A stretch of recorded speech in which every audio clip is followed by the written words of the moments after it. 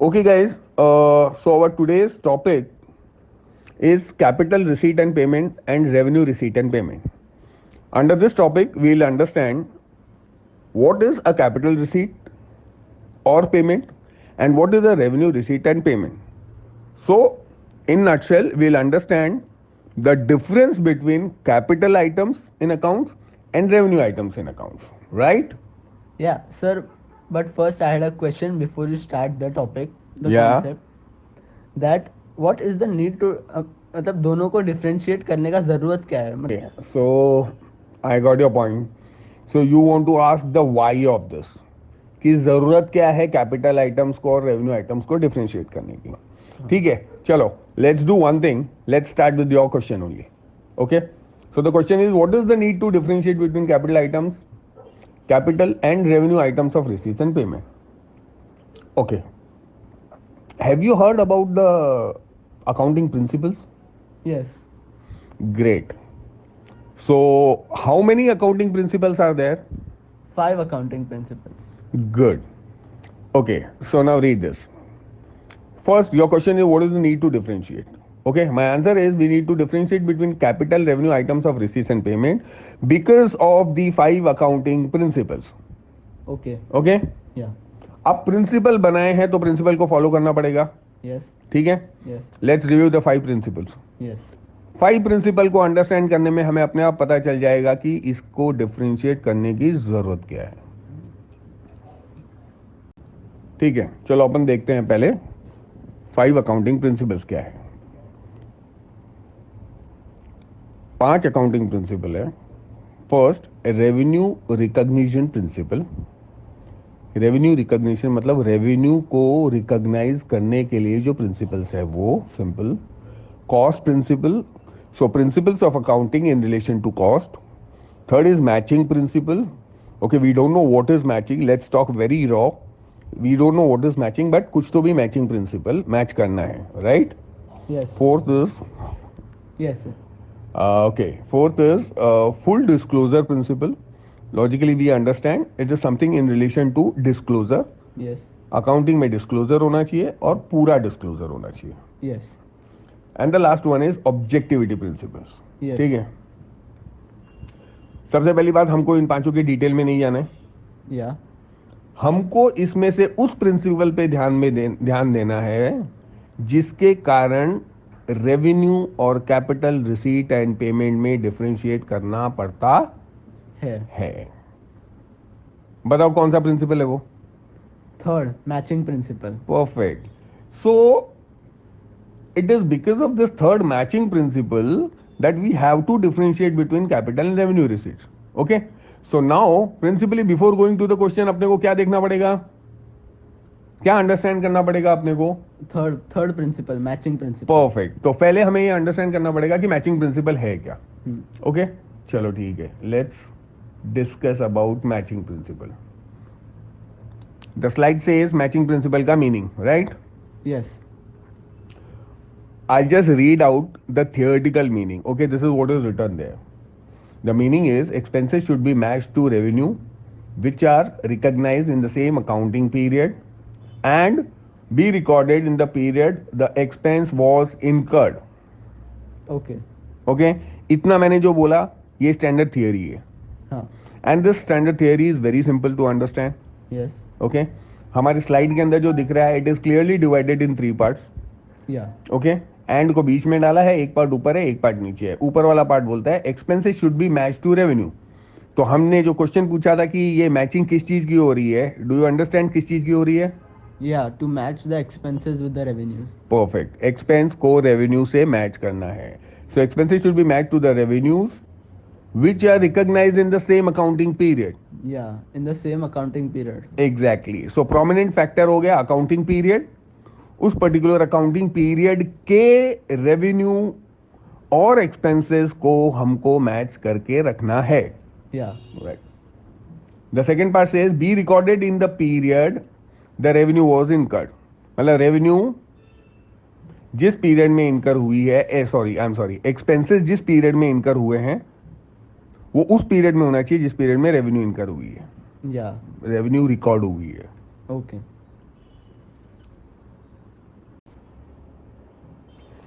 Okay, सो ये जो theoretical part हमने पढ़ा, जो मैचिंग प्रिंसिपल की काइंड ऑफ डेफिनेशन है, ओके, उस डेफिनेशन का मीनिंग ये निकलता है, which we have written in bracket. It says that if there is a period of time when revenue was recognized on sale of product or services, अगर कोई एक period of time में कोई product और services की cell को record किया गया है, हाँ. Then the cost of these product and services, Yeah. उस प्रोडक्ट और सर्विसेज की cost should also be recognise in the same period of time. Yes. Correct. Yeah. अब एक मेरे को एकदम जो समझ में आया वो ले लैंग्वेज के अंदर बोल के बताओ कि ये क्या बोल रहा है. मतलब कि अगर ये पीरियड में हुआ है तो ये पीरियड का ही रिकॉर्ड, ये पीरियड में ही रिकॉर्ड कर दो. एग्जैक्टली. थोड़ा करेक्शन. अगर कोई पर्टिकुलर पीरियड के अंदर कोई रेवेन्यू या. रिकॉग्नाइज हुई है, हाँ. तो उसका जो खर्चा है, उससे रिलेटेड जो एक्सपेंसेस है, वो भी उसी पीरियड में रिकॉर्ड कर दो. Exactly correct. Yeah. Now this is simply the meaning of matching principle. अब हमको लॉजिकली समझ में आ गया. हाँ. करेक्ट. नहीं रे.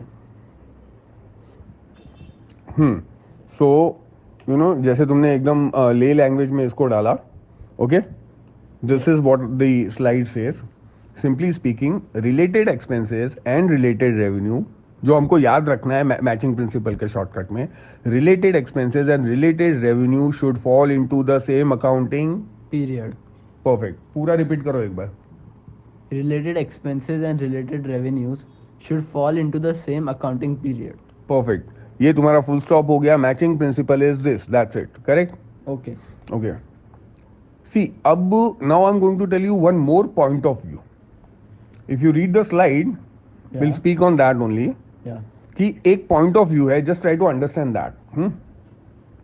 The distinction of transaction into revenue and capital is done for the purpose of placing them in profit and loss account or in balance sheet. Okay. क्या समझे?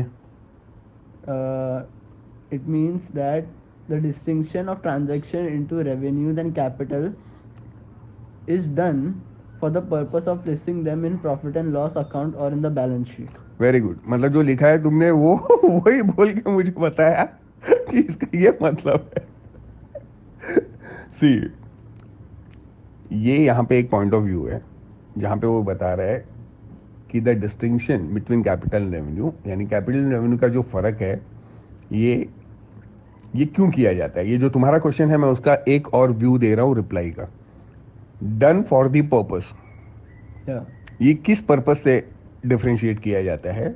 ये इस पर्पस से डिफरेंशिएट किया जाता है, ये देखने के लिए डिफरेंशिएट किया जाता है कि उस पर्टिकुलर एक्सपेंस या इनकम के आइटम को प्रॉफिट एंड लॉस अकाउंट में डालना है या बैलेंस शीट में डालना है. Okay. Right. Yeah. So clearly revenue transactions find a place in profit and loss account, Yeah. and capital transactions find a place in Balance sheet. balance sheet, whether they are receipts or Payments. बराबर है. Yeah. So don't differentiate between receipt and payment. Okay. Yeah. receipt है या payment है, Yeah. अपने को nature देखने गए. अगर वो रेवेन्यू आइटम है, it will go to profit loss account. Yeah. अगर वो कैपिटल आइटम है, it will go to Balance sheet. Balance sheet. Yeah. अगर ऐसा है कि आइटम के नेचर के कारण उसका प्लेसिंग अलग अलग हो जाता है, Yeah. कि क्या नेचर के कारण वो पीएनएल में जाएगा और क्या नेचर के कारण वो बैलेंस शीट में जाएगा, हाँ. तो आपको डेफिनेटली उस एक्सपेंस को पहले डालना पड़ेगा कि वेदर इट इज रेवेन्यू और capital. Yeah. Okay. So this is one more point of view. इस पॉइंट ऑफ व्यू के कारण भी हमको डिफरेंशिएट करना पड़ता है. करेक्ट. Yeah. तो ये सेकेंड व्यू हो गया. पहला व्यू है स्ट्रेट फॉरवर्ड Yeah. कि भाई accounting principle number 3 matching principle के हिसाब से, मैचिंग प्रिंसिपल बोलता है रेवेन्यू को एक्सपेंस के साथ मैच करो. Yeah. और क्योंकि दोनों को मैच करना है, दोनों related revenue and expenses should be in the same period. Yeah. उस रीजन से हमको डिफरेंशिएट करना पड़ता है. दूसरा, इसके लिए ये जो पॉइंट है, इसके लिए डिफरेंशिएट करना पड़ता है क्योंकि ये देखना पड़ेगा कि पीएनएल में डालना है या Balance sheet. बैलेंस शीट में डालना है. डन. Yeah. ओके, सो हमको ये समझ में आ गया कि जिस पीरियड में रेवेन्यू है उस रेवेन्यू से रिलेटेड एक्सपेंसेस उसी पीरियड में फॉल होने चाहिए। अब मेरे को एक चीज बताओ कि ये उसी पीरियड में फॉल होने चाहिए मतलब कहाँ पे फॉल होने चाहिए? अकाउंटिंग टर्म्स में तुम ये कैसे डिसाइड करोगे कि ये उस पीरियड में फॉल हमने कर दिया या नहीं किया? सपोज एक एक्सपेंस है, तुमने एक एक्सपेंस किया, किसी ने तुमको बोला कि ये एक्सपेंस जिस रेवेन्यू से रिलेटेड है वो फॉर एग्जांपल 2021-22 का रेवेन्यू है, तो तुमको ये एक्सपेंस भी 21-22 में ही डालना है। तुम बोले कि डालना है मतलब कहाँ डालना है? करेक्ट, ये चीज दिमाग में आनी चाहिए। ये जो टाइम स्लॉट का डिवीजन है कि वो इस पीरियड में फॉल होना चाहिए, क्योंकि रेवेन्यू उसी पीरियड में फॉल है, तो ये जो डिवीजन है कि इस पीरियड में इसको फॉल करवाना है एक्सपेंस को, मतलब क्या करना है? तो ये जो टाइम स्लॉट का डिवीजन है ये तुमको पता कैसे चलेगा? आई टेल यू, ये तुमको पता चलेगा, दो स्टेटमेंट होते हैं जिसके बारे में सबने सुना है, PNL account and balance sheet. ये जो इस पीरियड में फॉल होने चाहिए ना, इसका मतलब है ये उस पीरियड के पीएनएल में जाना चाहिए, और वो आइटम जो उस पीरियड में खर्चा हुआ है, एक्सपेंस हुआ है, लेकिन वो उस साल की रेवेन्यू से रिलेटेड नहीं है, मतलब वो उस साल के पीएनएल में नहीं जाना चाहिए। अगर वो उस साल के पीएनएल में नहीं जाना चाहिए तो वो कहां जा सकता है? खाली उसके पास एक ही ऑप्शन है, क्या? Balance sheet. तो वो बैलेंस शीट में जाना चाहिए, बैलेंस शीट में वो खड़ा रहेगा, फिर उससे रिलेटेड रेवेन्यू जिस साल में आएगी वो उस साल के पीएनएल में चला जाएगा, बैलेंस शीट से उतर कर। समझा? और इसीलिए अगर ध्यान में आ रहा है तो ये ध्यान में रखो कि पीएनएल अकाउंट हमेशा फॉर अ पर्टिकुलर पीरियड होता है। No, profit and loss account for the period ended this. लेकिन बैलेंस शीट कोई पर्टिकुलर पीरियड के लिए नहीं होती है, बैलेंस शीट एक पर्टिकुलर डेट पे होती है। So balance sheet is always as on a particular date, वो उस दिन की पोजीशन बताती है। उस दिन अगर कोई आइटम बैलेंस शीट के पास पड़ा है तो वो बैलेंस शीट के अंदर पड़ा है। अगर तुमने किसी पर्टिकुलर ईयर में या कोई भी पर्टिकुलर टाइम में उसको वहां से ऑफलोड करके पीएनएल में डाल दिया तो अगला जो भी टाइम पीरियड आएगा जिसमें तुम बैलेंस शीट बनाओगे उसमें वो आइटम उस बैलेंस शीट में नहीं होगा। राइट? अच्छा, अब नाउ ये जो हमने पीएनएल और बैलेंस शीट का बताया है, सो नाउ वी नो कि पीएनएल और बैलेंस शीट का सेग्रीगेशन इसलिए देखना पड़ता है क्योंकि उसी के बेस के ऊपर पीरियोडिसिटी जो है वो डिसाइड होती है कि वेदर ये करंट ईयर का है या आगे के पीरियड का है। ओके, ना उसके रिलेशन में there is a slide which is there in the video.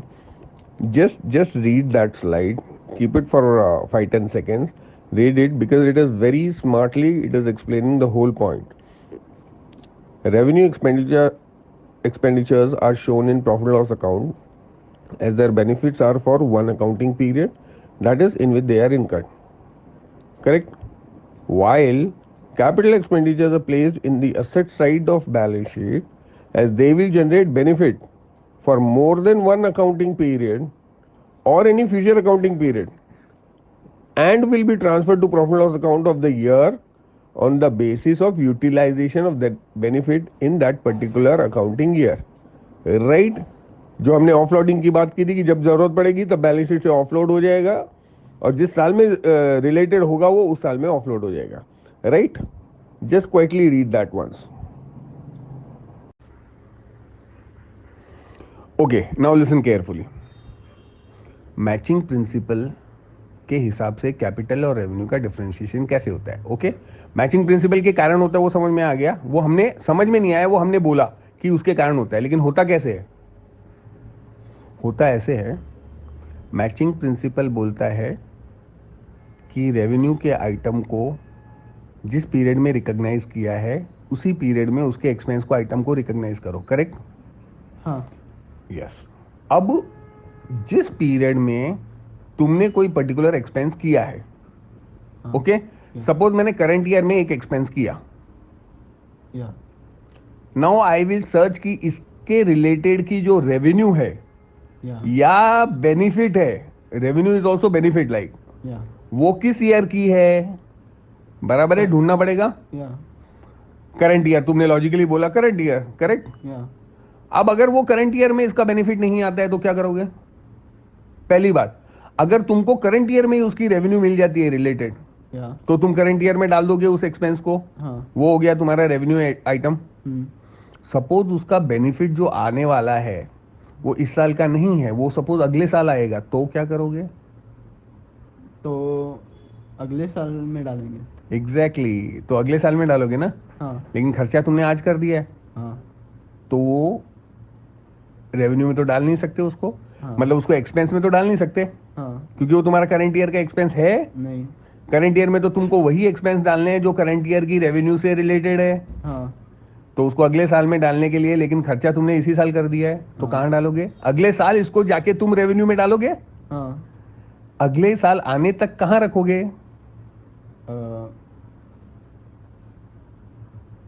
Capital account, account नहीं, कैपिटल में, हाँ, कैपिटल में, कैपिटल में। हाँ। So what you now understand कि अगर वो रेवेन्यू आइटम करंट से रिलेटेड नहीं है, आगे से रिलेटेड है, तो हाँ। आगे तक, और खर्चा इस साल कर दिया है, तो उसको आगे तक लेके जाने तक उसको कहीं रखना पड़ेगा ना। हाँ, वो जो रखने की जगह है वो है capital, capital. So that is the reason it becomes a capital item. हाँ, any item which is not a revenue item for current year हाँ, will become a capital item for current year. Okay, okay, so हम लोगों ने ये conclude किया कि matching principle के हिसाब से हमको एक्सपेंसेस को रेवेन्यू के साथ मैच करना है। अगर कोई पर्टिकुलर करंट ईयर की एक्सपेंस है या कोई भी एक्सपेंस है और वो करंट ईयर की रेवेन्यू से रिलेटेड है, तो वो करंट ईयर का एक्सपेंस होगा।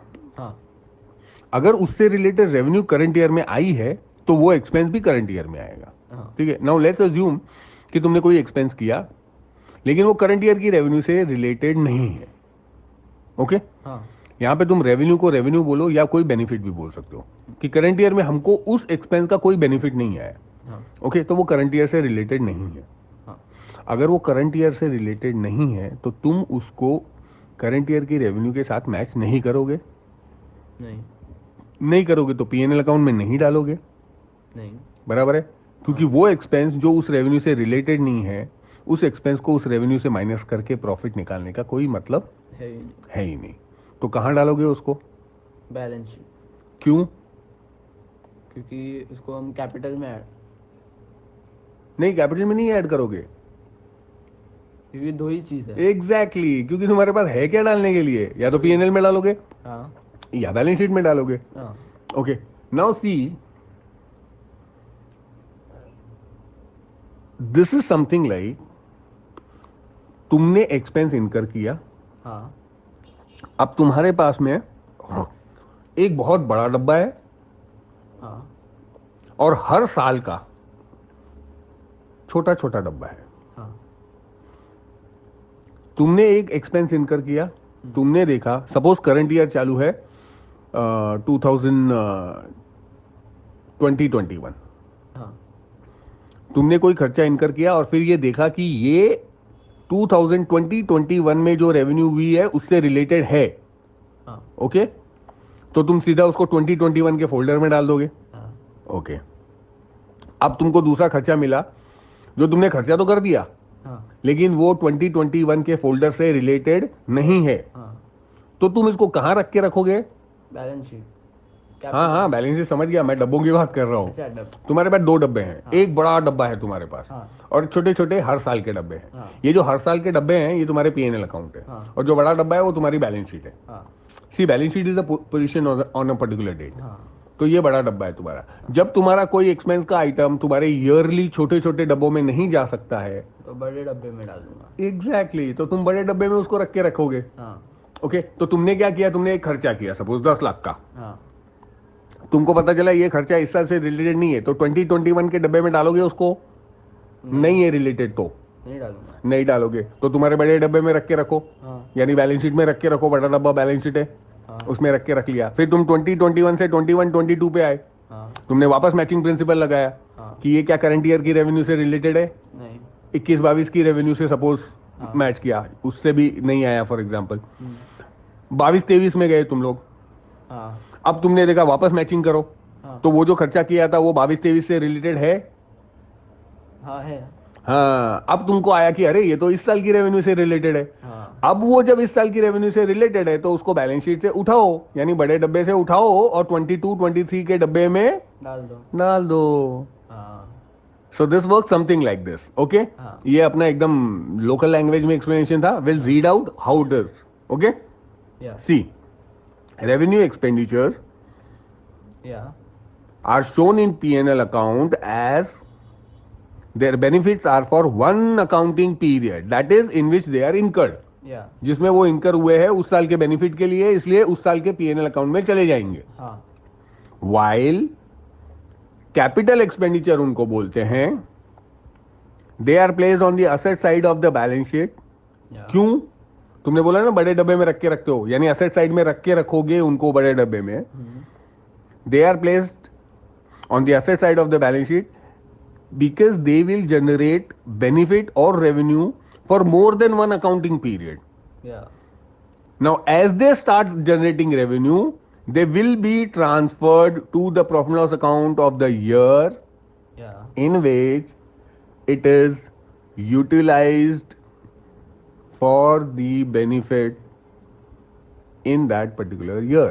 या उस साल की रेवेन्यू से जैसे जैसे वो रिलेटेड आता जाएगा तुम बैलेंस शीट से उठा के P&L में डालते जाओगे। समझा? या आई होप सबको समझाओ।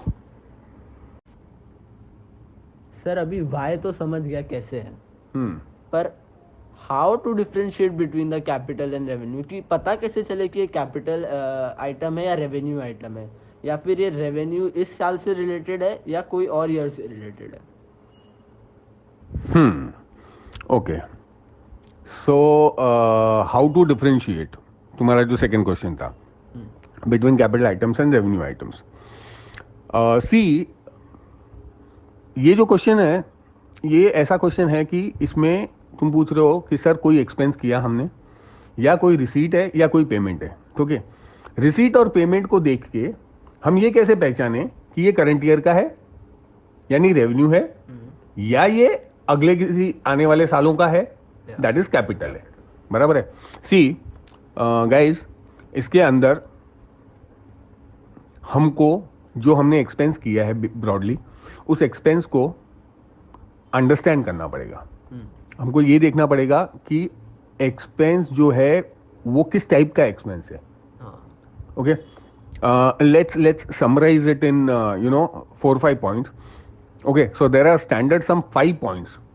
उन 5 पॉइंट्स के ऊपर उस एक्सपेंस का इवैल्यूएशन कर लो, तो तुमको समझ में आ जाएगा कि ये कैपिटल का आइटम है या रेवेन्यू का आइटम है। मतलब अब हम जो 5 पॉइंट बोलने वाले हैं, वी हैव टू सी और वेरीफाई दोस 5 पॉइंट्स, और उनके बेसिस के ऊपर ही इन दोनों का डिफरेंशिएशन या एग्जैक्टली सेग्रीगेशन करना है। Clear? Yes. Okay, so now we are going to discuss those 5 points, okay. See, मैं पहले तुमको समरी में जो जैसे सामने लिखे हुए वो 5 पॉइंट बता देते हैं, ओके। पहला पॉइंट है नेचर ऑफ बिजनेस। अगर तुमको कोई एक्सपेंस को अंडरस्टैंड करना है, कैपिटल रेवेन्यू में सेग्रीगेशन अंडरस्टैंड करना है, तो पहले तुमको समझना है कि किस टाइप का बिजनेस है। So nature of business understand करना है। Second point is recurring nature of expenditure. जो एक्सपेंडिचर है उसकी रिकर होने का नेचर क्या है।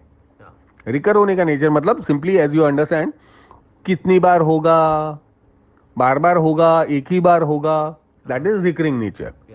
Third is purpose of expense. भाई खर्चा करने का मेन पर्पस क्या है, मेन पर्पस ही से ही शायद पता चल जाए कि ये कैपिटल पर्पस है या रेवेन्यू पर्पस है, ये करंट ईयर के लिए किया है या अगले साल के लिए किया है। सो पर्पस ऑफ एक्सपेंस।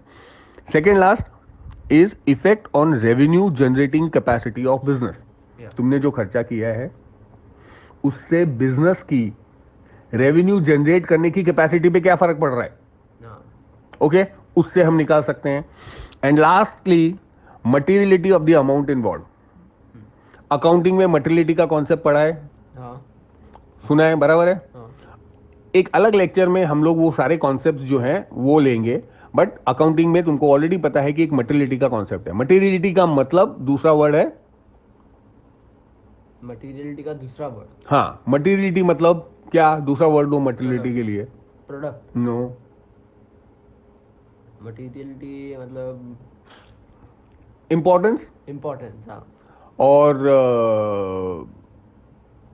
या importance. Hmm, so materiality is एक छोटा सा एग्जांपल जो हम लोगों ने डिस्कस भी किया था. मुझे बताओ,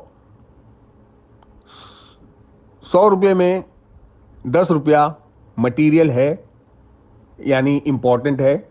या 1 लाख रुपए के अंदर 10 रुपया मटीरियल है या इंपॉर्टेंट है. नहीं. हाँ, जितना 100 रुपये में 10 रुपया इंपॉर्टेंट है उतना 1 लाख में 10 रुपया इंपॉर्टेंट नहीं है, क्योंकि 100 रुपये में 10 रुपया इज बिकम्स 10%, या वेर एज 1 लाख रुपए के अंदर 10 रुपया बिकम्स सम 0.00% करेक्ट. या so that's what materiality is it material, हमको इसमें ये देखना है मटीरियल है कि नहीं है. हाँ, okay, let's start with the 5. पहला क्या है, nature of business. Okay. Now see, जो स्लाइड है वो एकदम क्लियर है.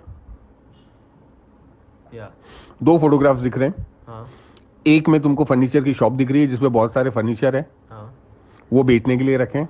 हाँ, दूसरे में भी तुमको फर्नीचर ही दिख रहा है, हाँ, लेकिन वो रेस्टोरेंट है, हाँ, वहां पे खरीद के फर्नीचर को रखा हुआ है. हम्म, ओके. नाउ एक फर्नीचर वाले के लिए, फर्नीचर बेचने वाले के लिए फर्नीचर क्या है, रेवेन्यू एक्सपेंडिचर. यस, क्योंकि उसके लिए ट्रेडिंग है, वो रोज हाँ. खरीदता है, रोज बेचता है उसी आइटम को. उसने एक बड़ी सी टेबल ली तो वो क्या जिंदगी भर उसको रख के रखेगा, नहीं, उसने तो बेचने के लिए ली है. Okay, so we write for furniture trader purchase of furniture is a revenue item. या क्यों, क्योंकि उसका नेचर ऑफ बिजनेस ऐसा है कि उसको इसको रेवेन्यू आइटम में डालना पड़ेगा. अगर उसने इस साल ली और इस साल बेच दी, उस चीज से रेवेन्यू हो गई, तो इस साल जो उसने खरीदी है वो आइटम वो रेवेन्यू में डालेगा, उसका एक्सपेंस जो है वो रेवेन्यू में डाल देगा. हाँ, सेकेंडली सेम वे, एक रेस्टोरेंट ओनर ने फर्नीचर खरीदा है.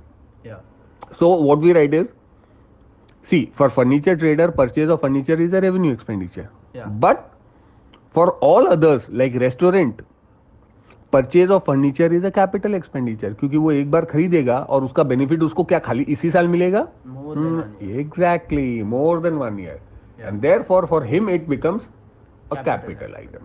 Yeah. तो वो क्या करेगा कैपिटल आइटम बना के, क्या वो करंट ईयर के पीएनएल में डाल देगा 5 लाख की टेबल को, नहीं, नहीं, वो 5 लाख की टेबल को कहां डालेगा, balance sheet asset side. Exactly, balance sheet asset side डालेगा.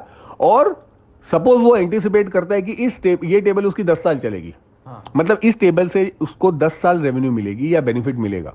हाँ, तो ये जो 5 लाख की टेबल उसने डाली है बैलेंस शीट में, इसमें से हर साल उसको 50,000. 50,000 निकाल के पीएनएल में डालना पड़ेगा, क्योंकि वो 50,000 चला जाएगा उस ईयर की एक्सपेंस. एग्जैक्टली एक्सपेंस में. हाँ, करेक्ट. या ओके. अब what is our second point, recurring nature of expenditure. Okay.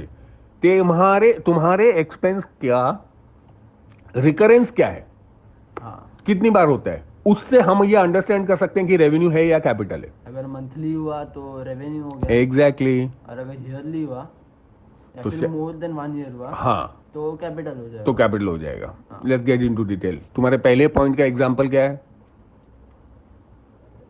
Salary. Correct. हाँ. एवरी मंथ आती है, हाँ, एवरी मंथ आती है, हर महीने रिकर होती है, सो हाँ. That becomes a revenue item. हाँ, बिजनेस से रिलेटेड है, रेवेन्यू आइटम है. अब इंस्टेड ऑफ सैलरी, अगर मैं तुमको बोलूं सैलरी के ऊपर 5 लाख रुपया दिया हमने, हर महीने सैलरी 5 लाख की देते हैं, that becomes a revenue item. या 12 महीने में 60 लाख रुपया हो गया. हाँ, अब मैं तुमको बोलूं कि हमने 60 लाख की एक मशीन खरीदी, हाँ, as you can see in picture, 60 lakh की एक मशीनरी खरीदी. या उसका रिकरेंस उतना नहीं होता जितना सैलरी का होता है. सैलरी तुम हर महीने इनकर करते हो. हाँ, क्या 60 लाख की मशीनरी तुम हर महीने खरीदोगे, नहीं, या भले ही वो मशीनरी 60 लाख की होने के बजाय 5 लाख की हो, हाँ, लेकिन क्या हर महीने खरीदोगे? नहीं, नहीं, इसलिए वो कैपिटल आइटम होगा। हाँ, सो वो खर्चे जिनका रिकरेंस ज्यादा होता है, रेवेन्यू आइटम रहता है, करेक्ट, और वो जिनका कम होता है वो कैपिटल। Capital items. तुम समझ रहे हो? See what is happening is कि ये जो फैक्टर्स में अपन डिस्कस कर रहे हैं, इन फैक्टर्स के बेस के ऊपर हम डिसाइड करना है हमको कि रेवेन्यू होगा या कैपिटल होगा।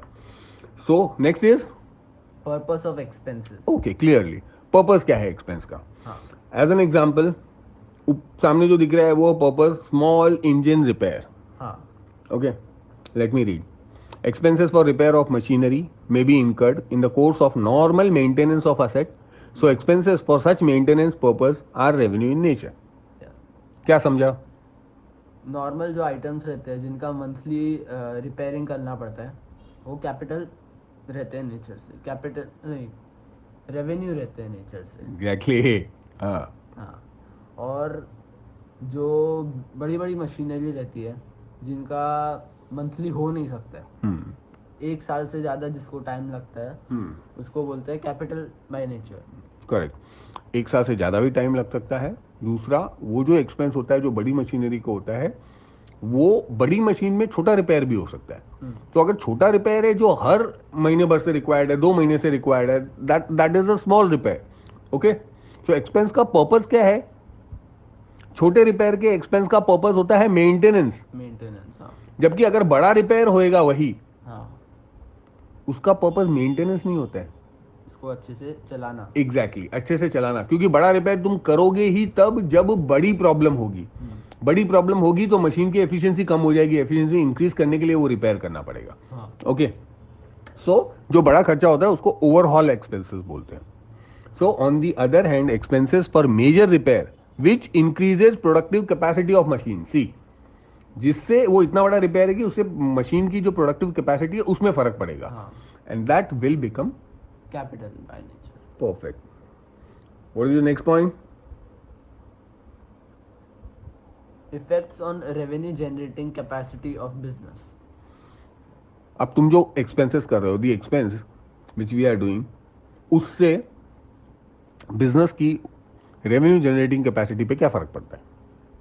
वेदर इट इंक्रीजेज और इट डज नॉट इंक्रीज, उसके ऊपर भी डिपेंड करता है कि वो रेवेन्यू आइटम है या कैपिटल आइटम है। Okay, so I'll just read it out. Same like the earlier example where we discussed productive capacity of machine. Yeah. If the expense leads to increase in revenue generating capacity of business, revenue generating capacity business की बात कर रहे हैं हम लोग, business की revenue generating capacity, machine की revenue generating capacity नहीं। तो अगर किसी एक्सपेंस से बिजनेस की रेवेन्यू जनरेटिंग कैपेसिटी जो है वो इंक्रीज होती है for only current year, then it shall be revenue expense. तुम्हारे बिजनेस की रेवेन्यू जनरेट करने की कैपेसिटी इंक्रीज हुई but only for the current year, या, तो it will become a revenue item. Against that, in case the expense help in increasing the revenue generating capacity of business over more than 1 year, it will generally be capital expenditure. So it is very logical. There is no much explanation required. Next, materiality of the amount involved. Okay, जो हमने already example में बात की थी कि amount जो involve है उसकी मटेरियलिटी क्या है, उसकी इंपॉर्टेंस क्या है, क्या वो इंपॉर्टेंट है टोटल के सामने या उसका जो शेयर है उसमें इंपॉर्टेंट है। Same example we can see on the slide. ठीक है, फर्स्ट एग्जांपल में तुमको 2 out of 100 is not material, very small, that is small, so it is not material. We call it, it is negligible. You know, we use the word negligible. It is negligible. If it is negligible, it can be neglected. But 2 out of 10 is material, definitely material. तो अगर वो item material है या immaterial है उसके ऊपर depend करेगा। So if the item is immaterial but इसका फाइनल कैपिटल रेवेन्यू सेग्रीगेशन क्या है? If the item is immaterial then it is revenue expense. Exactly, then it will become revenue item. But if it is material, so anything which is material, it is capital, can become, see, ये सब कोई 100% वाले principles नहीं है, they may change in the situation. So if it is major, if it is material, then mostly it will be a capital expense. Yeah. Okay. C now, ये अब जो तुमको दिख रहा है इसमें हमने बहुत सारे इलस्ट्रेशंस दिए हैं, एग्जांपल्स दिए हैं. You can keep the screen stagnant and just go through this.